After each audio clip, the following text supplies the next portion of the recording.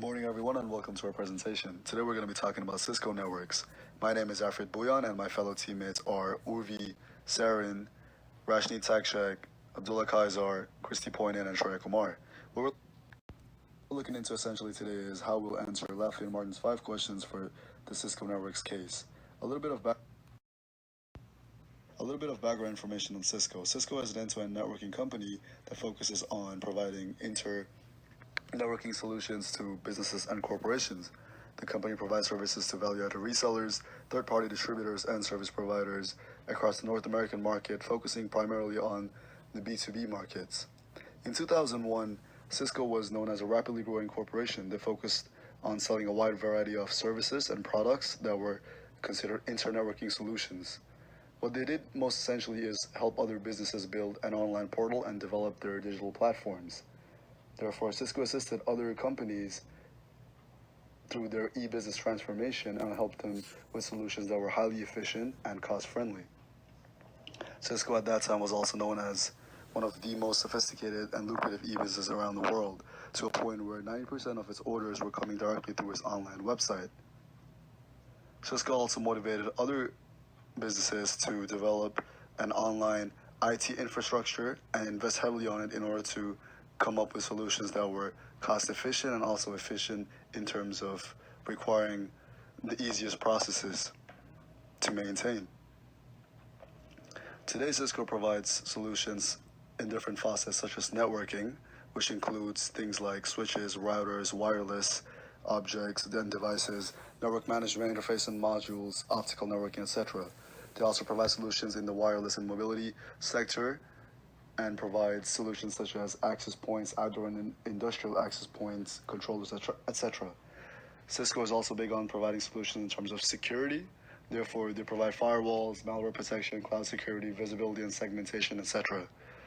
What we're exploring today is 5 steps in Lafayette Martin's cascade of choices, and starting off with the winning aspiration. Cisco's main vision statement is to shape the future of the internet by creating unprecedented value and opportunity for its customers, employees, investors, ecosystem, partners, etc. Moving on to where it will play, that is basically the information about competitors and where Cisco decides to compete in the market and how threat of new entrants or threat of substitutes, etc. will affect the company. How will they win? This talks about mainly their value proposition and what solutions they offer and how they will differentiate themselves from other competitors. Moving on to the capabilities that must be in place. This again reinforces activities and talks about certain capabilities that need to be in place in order to maintain a certain standard of services.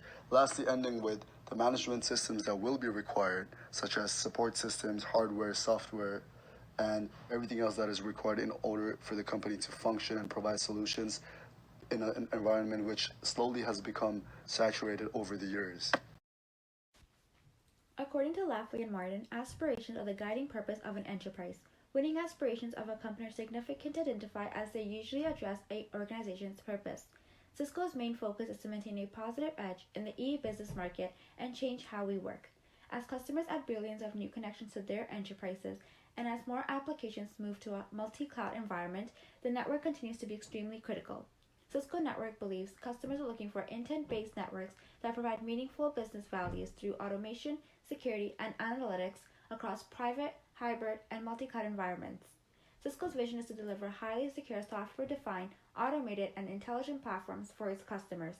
Cisco Network's strategic priorities include accelerating pace of innovation, increasing the value of network, and transforming their business.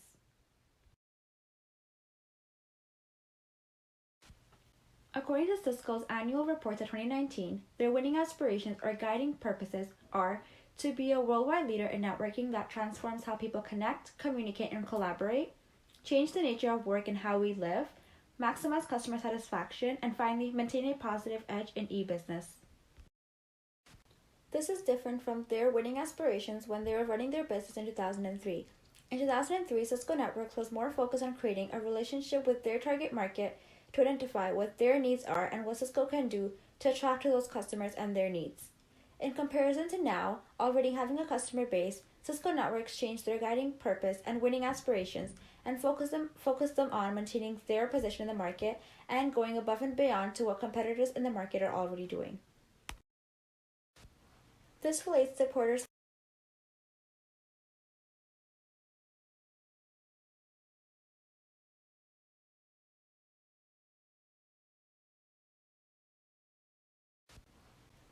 to Porter's five forces, rivalry among existing competitors, and Cisco's guiding purpose, which is to maintain a positive edge in e-business and to be a worldwide leader in networking that transforms how people connect, communicate, and collaborate. If the rivalry among the existing players in an industry is intense, then it will drive down prices and decrease the overall profitability of the industry. Cisco Systems operates in a very competitive networking and communication devices industry. This competition does take toll on the overall long-term profitability of the organization. Cisco Systems can tackle intense rivalry among the existing competitors in networking and communication device industries by building a sustainable differentiation and maximizing customer satisfaction, building scale so that it can compete better to maintain a positive edge in e-business, and finally collaborating with competitors to increase the market size rather than just competing for a small market, showing others how to be a good leader in networking that transforms people how to connect, communicate, and collaborate. With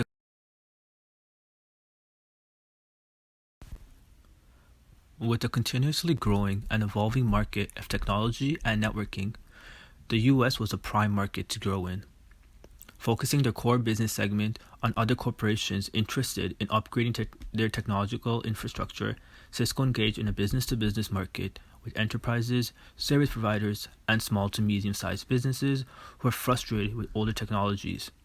Cisco gave them a complete e-business transformation, providing a more efficient business process and webifying whatever operation they could. Cisco enabled their clients the ability to create new internet-based strategies and gain a competitive advantage. Although there were companies developing and selling dedicated network nodes, Cisco was the first to sell routers supporting multiple network protocols. Essentially, Cisco conducted a blue ocean strategy when they launched their first e-business, the Cisco Connection Online, or CCO for short, and allowed them to capture the new demand created within the internet networking and emerging service provider market.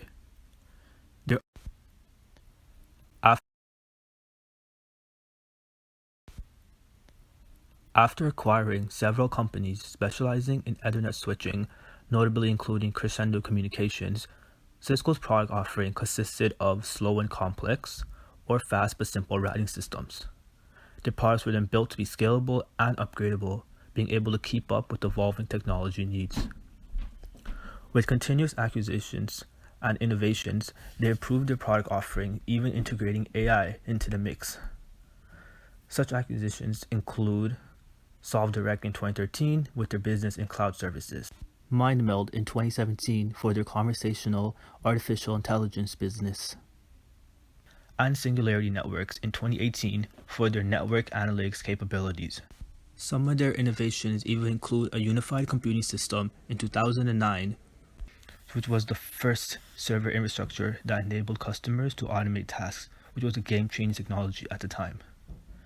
Now, Cisco's products and service offerings include routers, wireless systems, security systems, collaboration tools, data centers, analytics, the Internet of Things, and more, also having specialized offerings for service providers, small and medium-sized businesses. At the time in 2003, Cisco was far from trying to maintain its leadership, which it is doing now. Because they were so new into the market, they only relied on the word-of-mouth referrals, whereas now they are known globally. But despite all this, they had rapid growth, as we can see now. Back then, their value proposition and success surrounded around their consumers. They did whatever it took to understand the needs of their consumers and improve the quality of their brand as a whole for them by attempting to gain as much customer feedback through various means, which improved their connections with their consumers and worked as a competitive advantage. Other competitive advantages were effective IT department, quick customer service, good connection with employees, rapid customer growth, and providing a large and wide range of products and services. Now we move to the current situation of Cisco. Cisco's value proposition and concern for their customers' needs remains the same as ever as in 2003. But because now they have an established customer base, they are focusing to stay known as the world's largest networking company, which they aim to do so by providing the best of the best to their customers, by following the policy of our consumers' driver strategy. Hence, Cisco truly believes that it is certainly their success when a customer succeeds through the help of their products and services.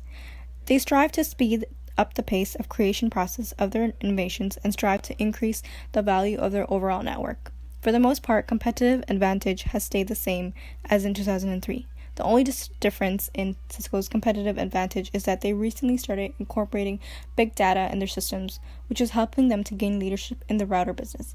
Cisco believes that this will boost the revenue along with help to provide the best experiences for their consumers and employees. In the case study, Cisco was a part of the market which is known as Blue Ocean Strategy. Until this day in 2020, it still continues with using this strategy. They have kept using the same strategy because they want to keep their successive label as a top networking company in the world, which is also one of their winning aspirations. Cisco's latest and current salvo in the big data analytics space is another competitive reason why it would be considered as being within the Blue Ocean Strategy, because it is a part of an untapped market. The core capabilities that Cisco Networks obtains are global growth worldwide through its e-commerce and online e-business. The company prides itself on being a leader in innovation as they have employed the Blue Ocean strategy throughout its existence, allowing them to gain dominance in the technology and networking industry. In 2001, Cisco created internet-based products and web-defined its business through its website, Cisco Connection Online. Currently, Cisco is making strides to produce application-based infrastructure to provide customers with real-time data and insight all on one platform. Another core capability is Cisco being client-focused and business value-driven. The company's mission is to help its customers succeed by developing products that are personalized to customers' networking needs in order to effectively navigate the complexity of their environment and excel in it. Plus, Cisco provides a wide selection of cost-efficient solutions through its subscription-based offerings and updates. The core capabilities that must be in place for Cisco Networks to win and support competitive advantage in the long term is by developing IT infrastructure for applications so that they can dominate this market. In addition to better support e-businesses, Cisco should diversify its cloud-based services and implement secure architecture to protect their customers' privacy in case of hackings. Cisco should integrate AI and machine learning capabilities to make its products more user-friendly and intuitive. Lastly, as the economy becomes more environmentally conscious, it's critical that Cisco incorporates more eco-friendly tactics to maintain sustainability in the long run.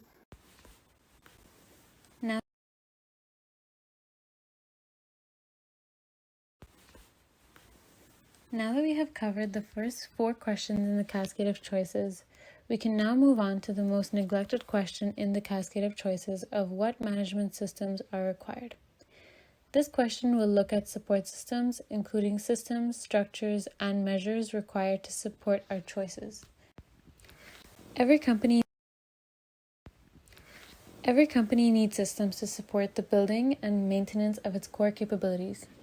These core capabilities that were discussed in the 4th question of the cascade of choices are vital to the competitive advantage of a company, and management systems are required to ensure their competitiveness. In order to remain the top business solution, Cisco needs to plan ahead for the unexpected. For example, with COVID-19, many businesses need to adapt to the situation, and so Cisco should invest in emergency plans. Furthermore, given the CSR statement, investing in a sustainable development team will allow Cisco to differentiate itself from its competitors in this department. This includes providing and creating handbooks for employees. In order to maintain its popularity in business solutions, Cisco should be continuously investing in consumer research because consumers should be thought of as the boss in a business, and in order to keep them happy, a disruptive innovation team should be a part of the research and development team to create new technologies on a regular basis. This screenshot, taken directly from Cisco's website, is an example of a management system that Cisco decided to put into place when the pandemic broke out. Cisco has decided to offer one of its products, Cisco WebEx, for free to any individual or business who is in need of a program that allows their business to work remotely. With that being said,